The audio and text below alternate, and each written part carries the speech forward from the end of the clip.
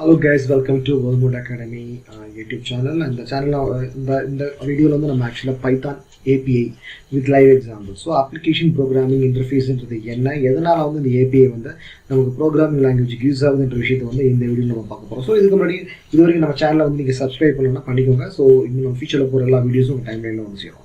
Okay, we are going to the videos now. So API application programming interface பொறுத்த வரைக்கும் வந்து so first வந்து API ன்றது என்ன application programming interface அது வந்து வெச்சுக்கோங்க. So application programming interface is not only in Python. எந்த ஒரு programming language எடுத்தாலும் API ன்றது ஒரு general purposeக்காக நம்ம யூஸ் பண்றோம். So இந்த API ல வந்து 4 types major நிறைய APIs உண்டு. So அதுல மெயினா அந்த APIs உடைய main uses நம்ம பார்க்க போறோம் இல்ல. So access data ஒரு டேட்டாவை ஆக்சஸ் பண்றதுக்கு வந்து API யூஸ் ஆகுது. ஸோ அது லைவ் எக்ஸாம்பிள் பார்க்குறப்போ எக்ஸாம்பிள் நீங்கள் வந்து ஒரு ஹோட்டலுக்கு போறீங்க. ஹோட்டலுக்கு போய் வந்து நீங்கள் ஆக்சுவலி நீங்கள் ஒரு சிக்கன் பிரியாணி ஆர்டர் பண்ணி வச்சுக்கோங்களேன். ஆர்டர் பண்ணுறப்போ அந்த வெயிட்டரை வந்து உங்கள் ஆர்டர் எடுத்துகிட்டு வந்து அவங்க கிச்சனில் சொல்லுவாங்க. ஸோ அந்த ஃபுட்டை ப்ரிப்பேர் பண்ணி வெயிட்டர் வந்து உங்கள் கையில் கொண்டு கொடுப்பாங்க இல்லையா.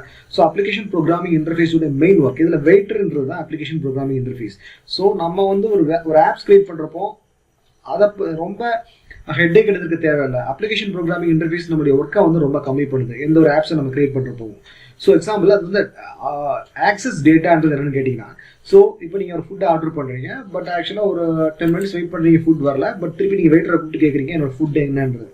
ஸோ திருப்பி வந்து வெயிட்டரை கூப்பிட்டு நீங்கள் கேட்குறப்போ waiter again go to kitchen அது வந்து குக்கர்ஸ்ட்டை வந்து கேட்டுட்டு திருப்பி வந்து உங்கள்கிட்ட இன்ஃபார்ம் பண்ணுவாங்க. இல்லை இன்னும் 5 to 10 minutes உங்களுக்கு வந்துன்னு சொல்லிட்டு உங்கள் ஃபுட்டை பற்றி உள்ள டீட்டெயில்ஸ் எப்போ உங்கள் ஃபுட் வந்து வரும்ன்ற விஷயத்தை உங்களுக்கு இன்ஃபர்மேஷன் கொடுக்குறாங்க. ஸோ நீங்கள் ஒரு இன்ஃபர்மேஷன் கேட்குறீங்க, வெயிட்டர் வந்து உங்களுக்கு இன்ஃபர்மேஷன் கொடுக்குறாரு. That is call the access data. So அது வந்து ஆக்சுவலாக நம்ம வந்து லைவ் எக்ஸாம்பிள் நம்ம பார்க்குறப்போ இப்போ எக்ஸாம்பிள் நம்ம வந்து கூகுளில் போய் இல்லை நம்மளுடைய ஆப்ஸில் நம்ம வந்து actually what is a weather நம்ம கேட்குறோம். ஸோ வெதர் கேட்குறப்போ நமக்கு கரண்ட் வெதர் என்னது உடனே இமீடியட்டாக நமக்கு தெரியுது. அதே மாதிரி ஒரு ஃபேமஸான ஆக்டர்ஸோட டேட்டா வருது.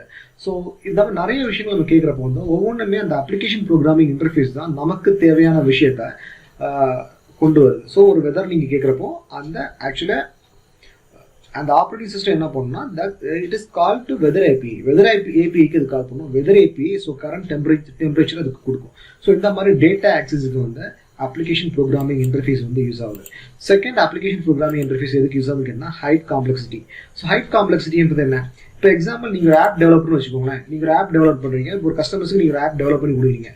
அந்த ஆப்ஸில் வந்து இப்போ உங்கள் கஸ்டமர்ஸ் உங்களுக்கு கேட்குறாங்க எனக்கு பேமெண்ட் கேட்வே வேணும். ஸோ நான் வந்து என்னுடைய கஸ்டமர்ஸ் வந்து பேமெண்ட்டை வந்து ஆக்சுவலாக அவங்க ஆன்லைன்லேயே பண்ணி என் ப்ராடக்ட்டை வாங்கணும். ஸோ அந்த மாதிரி எனக்கு ஒரு வெப்சைட் க்ரியேட் பண்ணி தாங்கன்னு கேட்டால் ஸோ பேமெண்ட் கேட்வேக்கு வந்து நீங்கள் மெயினாக பேங்க்ல போய் அதுக்குன்னு செப்பரேட்டாக கோடிங்கெல்லாம் நீங்கள் எழுத தேவையில்லை. ஸோ எக்ஸாம்பிள் நான் வந்து உங்களுடைய கஸ்டமருடைய வெப்சைட்டில் போய் நான் ஒரு ப்ராடக்ட் வாங்குறேன்னா இப்போ ஸ்டேட் பேங்க் ஆஃப் இந்தியாவில் போய் நான் பர்ச்சேஸ் பண்ணணும்னு வச்சுக்கோங்களேன். ஸோ ஆக்சுவலாக அதோடைய பேமெண்ட் கேட்வே ஆட்டோமேட்டிக்காகவே உங்களுடைய ஆப்ரேட்டிங் சிஸ்டத்துக்கு அந்த ஆப்ஸ் கொடுக்கும்.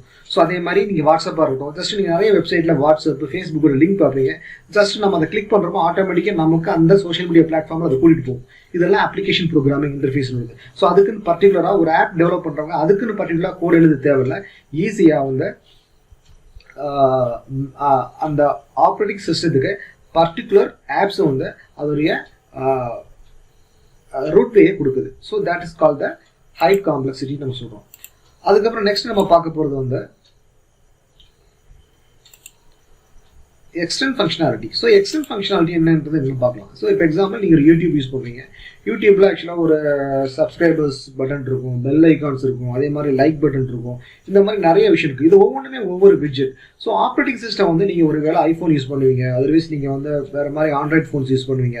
ஸோ ஆப்ரேட்டிங் சிஸ்டம் நீங்கள் லேப்டாப்பில் வந்து விண்டோஸ் யூஸ் பண்ணுவீங்க, அதாவது லினக்ஸ் யூஸ் பண்ணுவீங்க, நிறைய யூஸ் பண்ணுவீங்க. பட் அந்த டைமில் வந்து நீங்கள் யூடியூப் யூஸ் பண்ணுறப்போ வந்து எந்த ஒரு ஆப்ரேட்டிங் சிஸ்டம் நீங்கள் யூஸ் பண்ணாலும் ஸோ ஆப்ரேட்டிங் சிஸ்டத்துக்கு தேவையான விட்ஜெட்டை வந்து அந்த ஆப்ஸ் வந்து கால்ஃபார் பண்ணி கொடுக்குது. ஸோ அதுதான் மெயினாக வந்து சொல்கிறது வந்து எக்ஸ்டெண்ட் ஃபங்க்ஷனாலிட்டின்றது. ஸோ ஆக்சுவலாக நீங்கள் வந்து ஸோ அது வந்து உங்களுக்கு அந்த பர்டிகுலர் ஆப் வந்து உங்களுடைய ஓஎஸ் ஆப்ரேட்டிங் சிஸ்டத்துக்கு கேட்கும் have a widget. So operating system again is call to apps. Okay, tell me what your widgets look like. உங்கள் விட்ஜெட் எப்படி இருக்குன்னு கேட்டால் அந்த விட்ஜெட்டோடைய சைஸு அந்த விட்ஜெட்டோட வந்து கரெக்டாக அந்த ஆப்ரேட்டிங் சிஸ்டத்துக்கு நம்மளுடைய ஆப்ஸ் கொடுக்குது. ஸோ விட்ஜெட்டுக்குன்னு தனியாக நம்ம வந்து வேற ஒன்றும் பண்ண தேவையில்லை. எந்த ஒரு ஆப்ரேட்டிங் சிஸ்டமும் அந்த ஆப்ஸுக்கு தேவையான விட்ஜெட் வந்து அது கால்ஃபார் பண்ணி கேட்டு வாங்கிக்கும். ஓகேங்களா. ஸோ நெக்ஸ்ட் வந்து மெயினாக சொல்லுது செக்யூரிட்டி. ஸோ செக்யூரிட்டின்றது என்ன? இப்போ எக்ஸாம்பிள் நீங்கள் ஒரு கூகுள் மீட் யூஸ் பண்ணி வச்சுக்கோங்களேன். கூகுள் மீட்ல வந்து இப்போ ஆக்சுவலாக நீங்கள் தான் மீட்டிங் அட்மின்னா, ஸோ யாராவது வந்து உங்கள் மீட்டிங்கில் வந்து அவங்க ஜாயின் பண்ணணும்னா உங்கள்கிட்ட ஃபர்ஸ்ட் அதை அட்மிட் கேட்கும். நீங்கள் அட்மிட் கொடுத்தா தான் அவங்க உள்ளே வருவாங்க. இதெல்லாம் ஒரு செக்யூரிட்டி பர்பஸ். ஸோ அதே மாதிரி நீங்கள் வேறு ஏதாவது ஆப்ஸ் நீங்கள் யூஸ் பண்ணி வச்சுக்கோங்க.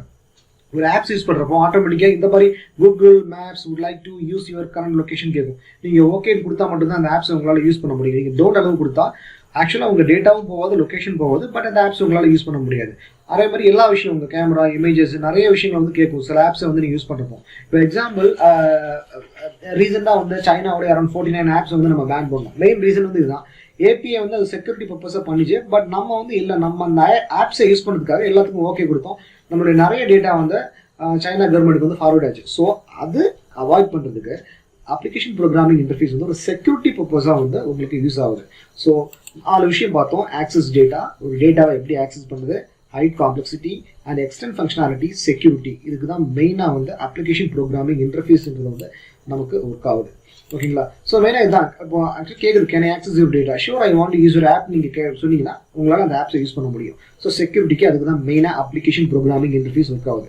ஸோ இன்னும் பார்த்தீங்கன்னா இந்த க்ரூட்னு ஒரு ஆப்ரேஷன் சொல்லுவாங்க. CRUD means create, read, update and டேட். இந்த க்ரூட் ஆப்ரேஷன்ஸ்க்கு தான் மெயினாக அப்ளிகேஷன் ப்ரோக்ராமிங் இன்டர்ஃபேஸ் யூஸ் ஆகுது. இன்னும் உங்களுக்கு நான் ஒரு ஸ்மால் வெப்சைட் கேட்குறேன் இந்த வீடியோட எண்டிங் முன்னாடி. ஸோ இப்போ பாருங்க, widly.comனு ஒரு வெப்சைட். இந்த வெப்சைட்டில் இப்போ எக்ஸாம்பிள் இப்போ எப்படி வந்து பாருங்க, widly.com/API/customer வந்துருக்கும் இல்லையா? ஸோ இந்த கஸ்டமர்ஸ்ல வந்து கஸ்டமர்ஸ் டீடைல்ஸை வந்து நீங்க அப்டேட் பண்றதுக்கு, டெலிட் பண்றதுக்கு, இப்படி எல்லா விஷயமே அப்ளிகேஷன் ப்ரோக்ராமிங் இன்டர்ஃபேஸ் மூலமா தான் நீங்க போய் ஆகணும். ஸோ எந்த ஒரு வெப்சைட்லையுமே ஸோ அட்மின் ரோலா இருக்கட்டும், மற்றபடி கஸ்டமர்ஸ் ரோலா இருக்குமே, இது எல்லாமே பண்றது வந்து அப்ளிகேஷன் ப்ரோக்ராமிங் இன்டர்ஃபேஸ் தான். ஓகே கைஸ், இந்த வீடியோ பிடிச்சிருந்து லைக் பண்ணுங்க, ஷேர் பண்ணுங்க. அதே மாதிரி இன்னும் ஃபியூச்சர்ல போற வீடியோஸ் வந்து உங்க டைம் லைன்ல வரும். So please subscribe my channel guys. Thanks for வாட்சிங். தேங்க்யூ, பாய்.